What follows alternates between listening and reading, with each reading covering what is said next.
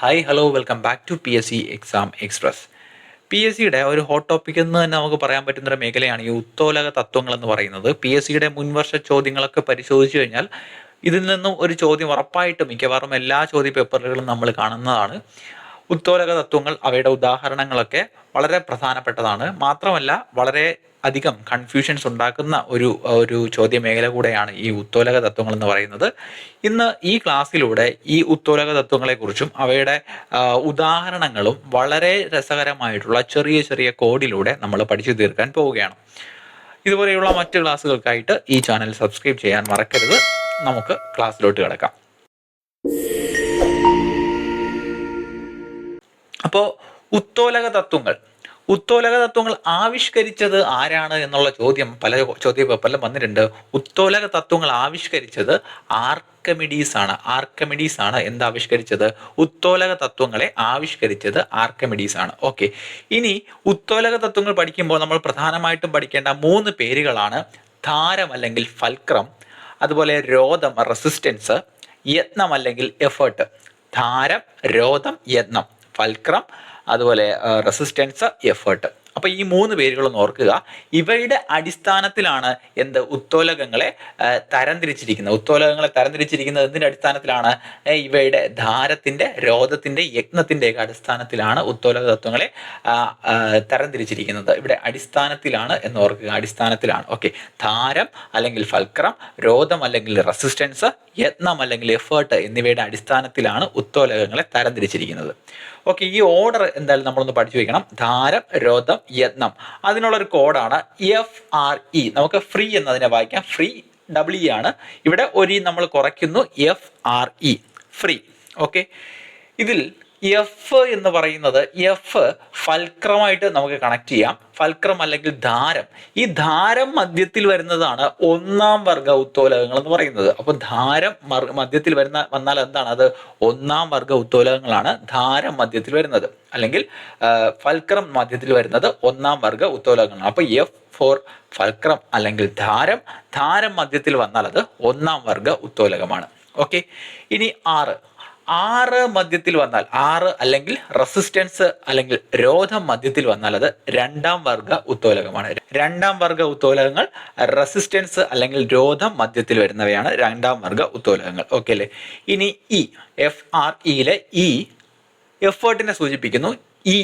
യത്നം അല്ലെങ്കിൽ എഫേർട്ട് അല്ലെങ്കിൽ മധ്യത്തിൽ വന്നാൽ, അല്ലെങ്കിൽ യത്നം മധ്യത്തിൽ വന്നാൽ അത് 3ാം വർഗ ഉത്തോലകങ്ങളിൽ പെടുന്നവയാണ്. ഓക്കെ, 3ാം വർഗ ഉത്തോലകങ്ങളിൽ മധ്യത്തിൽ വരുന്നു, അല്ലെങ്കിൽ യത്നം മധ്യത്തിൽ വരുന്നു, എഫേർട്ട് മധ്യത്തിൽ വരുന്നു. ഒന്നുകൂടെ നോക്കാം.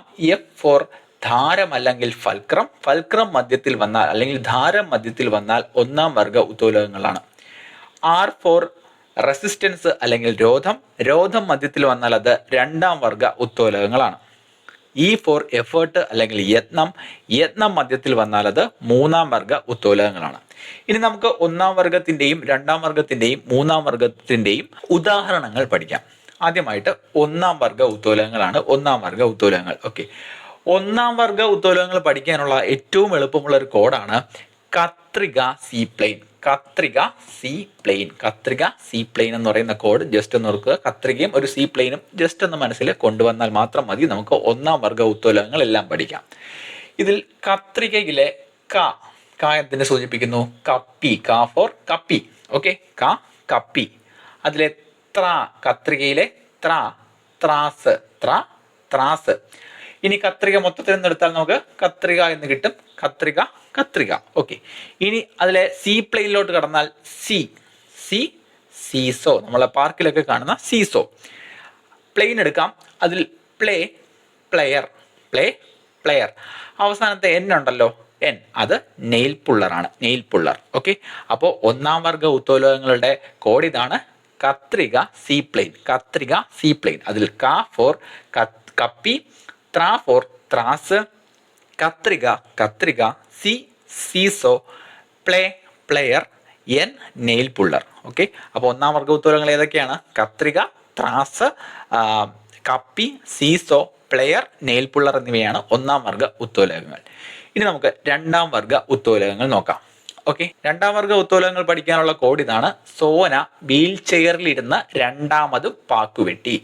സോന വീൽ ചെയറിലിരുന്ന് രണ്ടാമതും പാക്കുവെട്ടി എന്നുള്ളതാണ് രണ്ടാം വർഗ ഉത്തോലകത്തിന്റെ കോഡ്. ഓക്കെ, അതിൽ സോനയുടെ സോ എടുക്കാം. So for soda opener. Soda opener. Soda opener. ന, അതിലെ ന, സോനയിലെ ന എന്താണ്? നാരങ്ങ ഞെക്കി. നാരങ്ങ ഞെക്കിയാണ് ന. ഓക്കെ, ഈ വീൽ ചെയറിലിരുന്ന് എന്നതിൽ നിന്ന് നമുക്ക് വീൽ ചെയറിലോട്ടെത്താം. വീൽ ചെയർ കണക്ട് ചെയ്താൽ വീൽ ചെയർ. ഓക്കെ, വീൽ ചെയറിലിരുന്ന് വീൽ ചെയർ. അവസാനത്തെ രണ്ടാമതും എന്നുള്ളത് നമുക്ക് എന്താണ്? രണ്ടാം വർഗ ഉത്തോലകങ്ങൾ. രണ്ടാം വർഗ ഉത്തോലകങ്ങളുടെ കണക്ട് ചെയ്യാനായിട്ട് നമുക്ക് രണ്ടാമതും എന്ന് നമ്മുടെ കോഡിലുള്ളത് രണ്ടാമതും രണ്ടാം വർഗ ഉത്തോലകങ്ങൾ. പാക്കുവെട്ടി, അവസാനത്തെ പാക്കുവെട്ടി തന്നെയാണ്.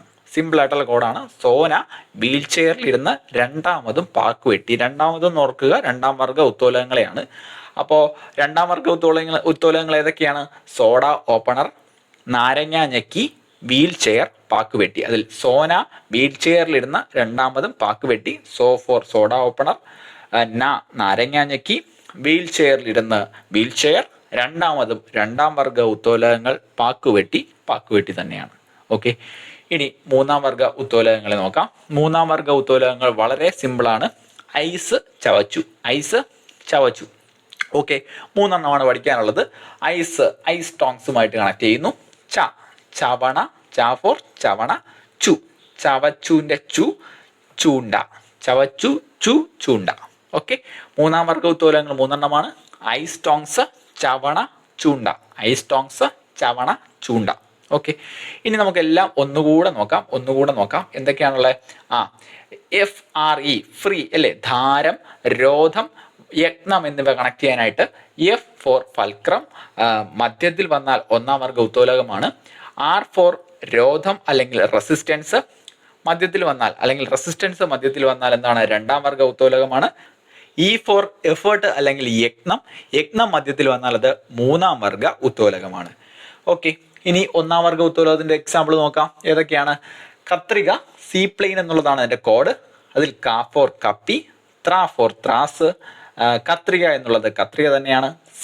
Seesaw, player, nail puller. അപ്പോൾ കത്രിക, ത്രാസ്, കപ്പി, സീസോ, പ്ലെയർ, നെയിൽ പുള്ളർ എന്നിവയൊക്കെയാണ് ഒന്നാം വർഗ ഉത്തോലകങ്ങൾ.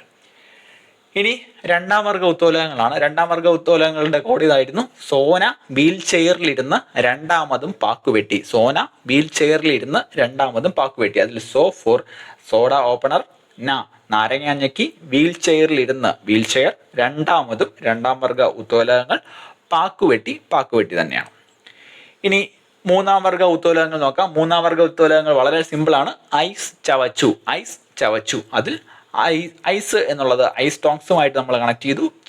ചവച്ചു എന്നുള്ളതിലെ ചവണ, എന്നുള്ളത് ചൂണ്ടയുമായിട്ട് കണക്ട് ചെയ്തു. ഓക്കെ, അപ്പോൾ ഈ ക്ലാസ്സിലൂടെ നമ്മൾ പഠിച്ചത് ഉത്തോലക തത്വങ്ങളാണ്. ഉത്തോലക തത്വങ്ങൾ, അവയുടെ എക്സാമ്പിളൊക്കെ ഒന്നാം വർഗം, രണ്ടാം വർഗം, മൂന്നാം വർഗം, അവയുടെ എക്സാമ്പിളൊക്കെ നമ്മൾ ഈ ക്ലാസ്സിലൂടെ പഠിച്ചു കഴിഞ്ഞു. ഇതുപോലെയുള്ള മറ്റു ക്ലാസ്സുകൾക്കായിട്ട് ഈ ചാനൽ സബ്സ്ക്രൈബ് ചെയ്യാൻ മറക്കരുത്. നമുക്ക് മറ്റൊരു ക്ലാസ്സുമായിട്ട് വീണ്ടും കാണാം.